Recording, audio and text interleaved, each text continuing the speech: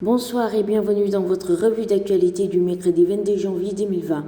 Coupe du monde de Qatar 2022, les 40 pays africains qualifiés pour les éliminatoires ont été répartis en 10 poules de 4 équipes et le Sénégal est logé dans le groupe H avec le Togo, le Congo et la Namibie. Des réactions, il y en a eu après ce tirage, notamment celui du directeur technique national, Mayacine Mar, qui a dit, je cite, « Nous sommes dans un groupe jouable avec la Namibie, le Togo et le Congo. Nous connaissons bien ces équipes car nous les avons croisées à plusieurs reprises. Nous avons une équipe capable de passer cette phase. » Fin de citation. Claude Leroy, sélectionneur du Togo, s'est aussi prononcé sur le tirage. Il estime que le Sénégal est le favori logique du groupe avec un bon technicien à l'UFCC et celui qu'il estime être le meilleur joueur au monde de Sadio Mané. Mais il lance une pique à ses futurs adversaires avec ses propos. Ils sont les favoris, mais les favoris sont faits pour être battus. Je crois bien les connaître. J'ai déjà joué contre la Namibie dans les éliminatoires de compétitions internationales. Le Sénégal est le grand favori du groupe, mais derrière, il va avoir une bagarre.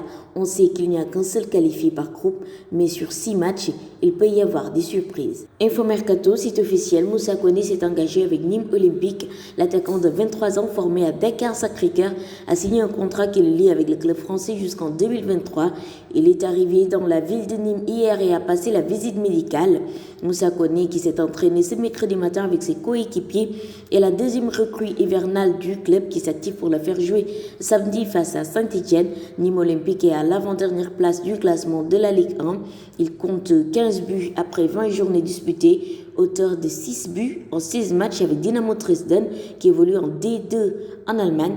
L'attaquant sénégalais est attendu pour marquer des buts à Nîmes et par ailleurs assurer le maintien du club en Ligue 1. En basketball, Moustapha Gueye a rendu public la liste des entraîneurs et adjoints qui vont conduire les différentes sélections nationales. Au total, 30 techniciens vont travailler dans la direction technique. Ils ne sont pas liés par un contrat avec la fédération, révèle le DTN. Moustapha Gueye de dire, je cite, « Tout le monde sera pigiste, personne n'aura un contrat. Je pense que c'est clair au niveau du ministère et de la fédération. Mon souhait est qu'un jour, comptant vers le contrat pour les entraîneurs qui seront rémunérés et la situation économique actuelle, on ne peut se le permettre alors qu'il y a beaucoup de priorités. Moi, j'adhère fondamentalement au système pigiste. » Fin de citation.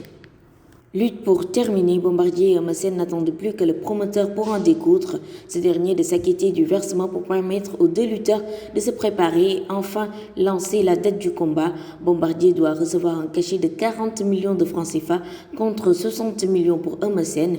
Bombardier, Eumeu Sène, l'affiche est une revanche pour le lutteur de Mbour qui avait perdu sa couronne de roi des arènes face à Tai Shinga.